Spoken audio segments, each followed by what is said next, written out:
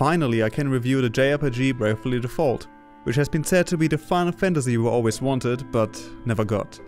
The game is about Tis, Agnes, Ringabel and Idea. Together they embark on a journey to activate the ancient crystals in order to banish the evil that has been spreading across the land. A kind of story we have pretty much heard in one form or another, but it's the pleasant interaction between those characters and their internal struggles that make for an interesting and engaging story.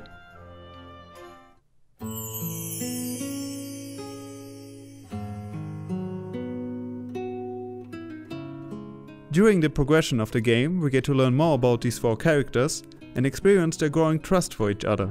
While Tis in particular might be a bit bland in comparison to the rest of the crew, each and every one of them is still a character I found myself actually caring for. Simply for the reason that all of them are rather well developed and just likable. This is not only accomplished simply by good writing, but also optional conversations and log data that further increases our grasp of these characters. To keep things fresh, all 4 of them have distinct and different personalities that may even clash with each other, creating tension and more believable interactions. The character design, however, can be taken as a bit too cute sometimes, considering how serious the game takes itself.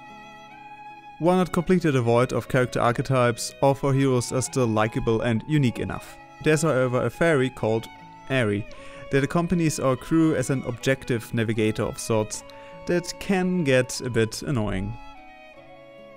Luckily the English but also the Japanese voice actors do their best to portray their roles and seem like a good fit overall. Talking about voice quality, as you can hear in the background, the music is pretty much top notch. Admittedly, JRPGs never had a reputation for having bad compositions, but the music group Sound Horizon really did a great job creating a score that should be listened to with headphones, since the 3DS speakers doesn't really do it justice.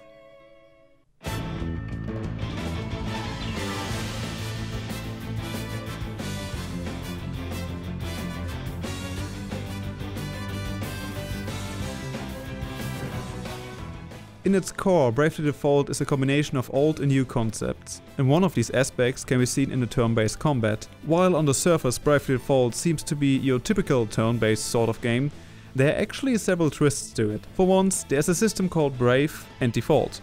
Brave stands for the ability to sort of use up several turns in one, meaning I can act at a maximum of 4 times in just one turn. However, once I've acted those 4 times in one turn, I have to wait 3 turns to be able to act again. This is displayed on the numbers beside the character portrayal. The red numbers show the turns I have to wait before I can act again. While a bit strange at first, the system actually makes fights much quicker than before and encourages you to take out your opponents before they can even react, at the risk of getting the shit kicked out of you when you didn't succeed in obliterating them. Default, on the other hand, is like the opposite. You save up a turn and don't act at all, seen as blue numbers instead of red ones. This means that you can save up your turns to a point where you can attack 4 times without having to wait a turn after you are done with your actions. As long as your character is not in the red basically, they do not have to wait. Also, being in default is like taking a defense state, meaning you could wait until your enemies have used up their turns all the while making minimum damage, and then hit them hard while they can't act. And yeah, your enemies can make use of the same system as well, but I usually don't go all out, like the player is in most cases. Admittedly, this is a bit complicated at first, but it does not take long to get a grasp of, and once you do, it's a lot of fun.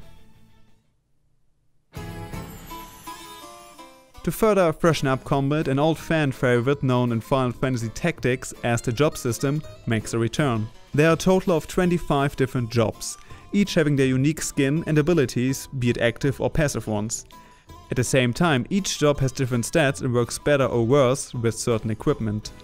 Same old as always, you might think, but one of the coolest aspects about the job system in Bravely Default is the option to use the abilities of 2 different jobs at the same time. Passive abilities can even be used for any kind of job. This creates a vast amount of different playstyles and opportunities to experiment with. While not every job is necessarily as useful as maybe other ones, all in all, I felt like being able to be successful with multiple setups.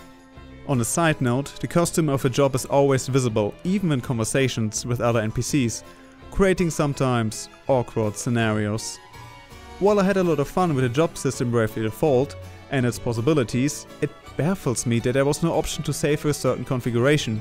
meaning you will have to change not only all of the abilities, but also the equipment of the characters, whenever you want to try out a different playstyle. To be fair though, there's an automatic equipment feature which works well for the most part.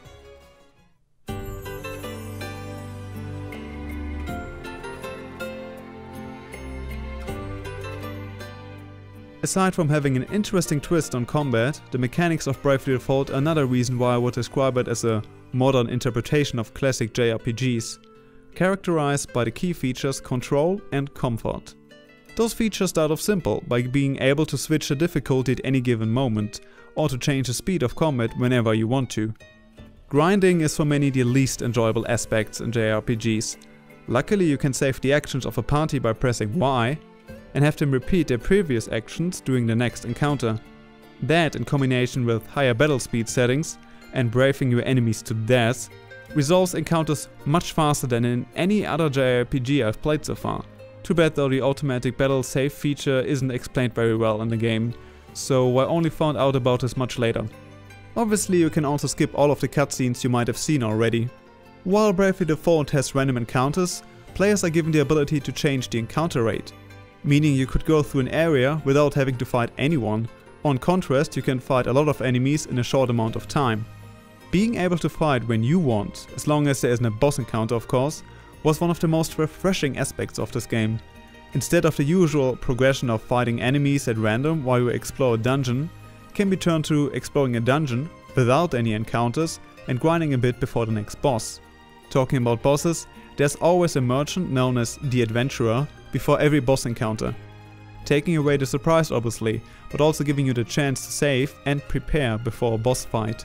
The Adventurer also sells you items you have unlocked via the many social features of Bravely Default.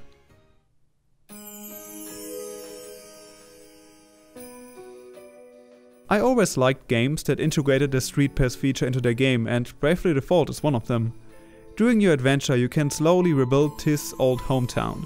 This is done by workers which you can recruit by either street passing someone that also owns Bravely Default, or by going online and getting a free worker each day.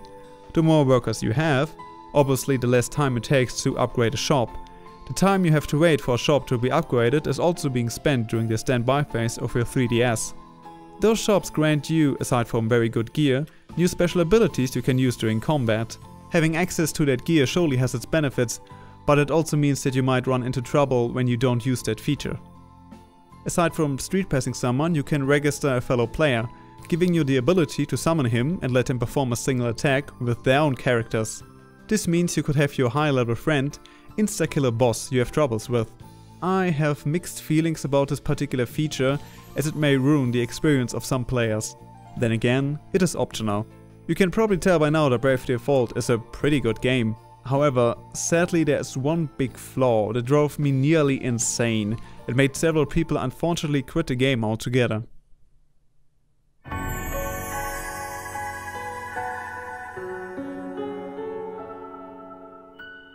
In my first playthrough, Bravely Default took me about 68 hours to complete. The first 40 were pure joy. Getting to know all these interesting characters and being sucked into the story is something I haven't experienced in a long while with JRPGs. Then, however, came that moment. The moment where the next 20 hours was going to be a chore. Bravely Default keeps on reusing the same assets over and over again, with some slight variations here and there admittedly. Those 20 hours can be cut in probably just 5, but if you want to get all the jobs and all the important story bits, you will have to get through it. This is also the time where the game encourages you to optimize your party and get all the important gear to make you ready for the final battle. After you are done with all these things, the last 8 hours are a great finale that I won't forget for a long while, and it made me grateful to have stuck with the game.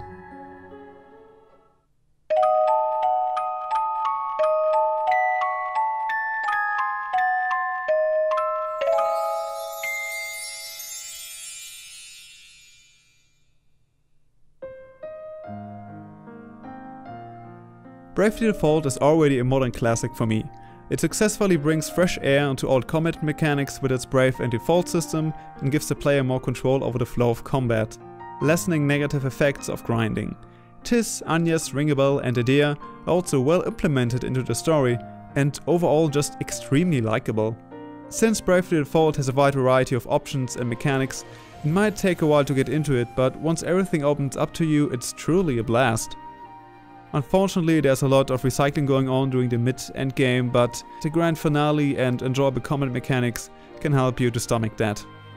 If you're still not sure whether you want to get this game, I highly encourage you to check out a free demo, which works as a good introduction to the gameplay mechanics and even gives you some small bonuses for the main game, like 20 workers for example if you play your cards right.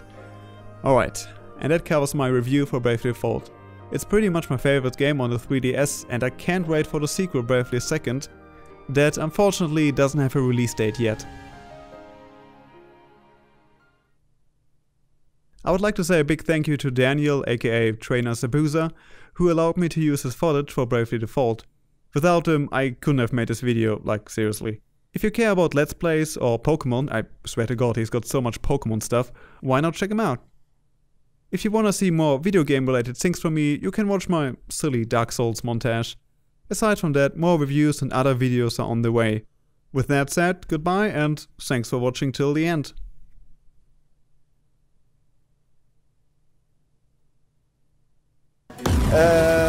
Check how hot that lava is. No.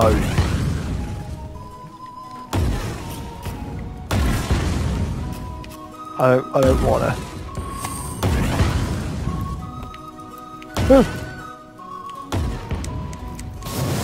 It's pretty hot. Did you just...